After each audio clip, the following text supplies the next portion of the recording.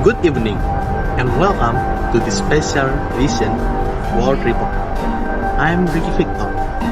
When we think of global superpowers, we often look at the economic metrics or military strength. But there is another kind of power, one that is measured in color, rhythm, and identity. It is called a cultural soft power.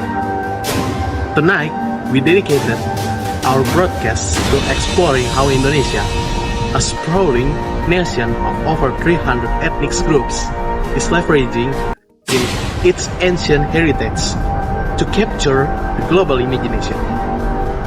For the next 5 minutes, we will take you on an exclusive journey across three distinct elements of Indonesian soul: the depth of its ocean, the thunder of its lands, and its subversion of its modern art. Let us begin where the water meets the sky. We first travel to the southeast Sulawesi province, to the heart of Solar Triangle. This is Wakatobi, home of indigenous Bajo people, often known as the Sea Gypsies. Every year, the ocean come alive during the Wakatobi Wave Festival. It is not just a tourist attraction, it is a profound spiritual renewal. The highlight includes the Bangka Bule-Bule, a sacred ritual where locals load a traditional boat with offering of food and prayers, releasing it into the deep ocean as a symbol of gratitude and environment stewardship. International marine biologists attending the festival note that this tradition is the backbone of local conservation. Long before modern sustainability was a buzzword, the Bajo people used their cultural taboos to prevent overfishing. The festival served as a critical reminder that protecting the planet often requires us to look forward. From serene quiet of the ocean, we transition to raw, adrenaline-fueled chaos. We cross over to Madura Island, East Java, where the earth shakes under hooves of the Karapan Sapi.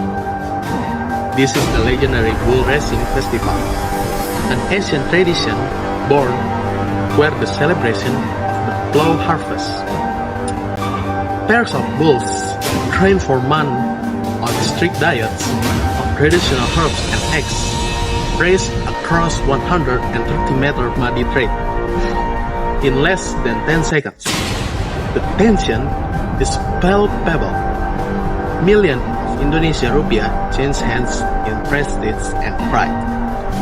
Critics sometimes question the intensity of the race, but the anthropologist argues that Karapan Sapi is an essential cultural institution.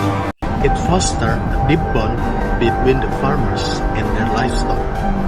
Transformation agriculture into high-stakes performance art. But Indonesian culture is not trapped in the past. To see its future, we travel to the cultural capital of Yogyakarta. When Arjo, Southeast Asian most influential contemporary art festival, is currently underway. Here, young Indonesian artists take the skill traditional batik, wood carving, and poverty, and weaponize them to address modern issues, from climate change to political satire. The exhibition inside Arjo challenges the notion that Indonesian culture is merely exotic. Festival has become a magnet for international curators from New York, London, and Tokyo, proving that the country's creative economy is ready to compete on the highest global stage.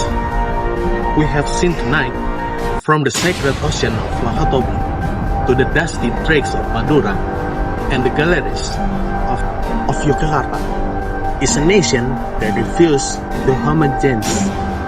The economic data support this.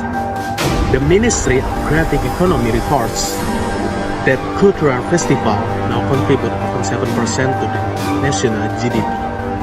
But the true value cannot be measured in currency. It is found in the resilience of people who can navigate the digital age without losing their anchor in the nation world. In a world that often demands conformity, Indonesia's message is clear. Identity is our greatest asset. That concludes our special report tonight. I'm Ricky Victor. Thank you for your time. Have a safe and wonderful evening.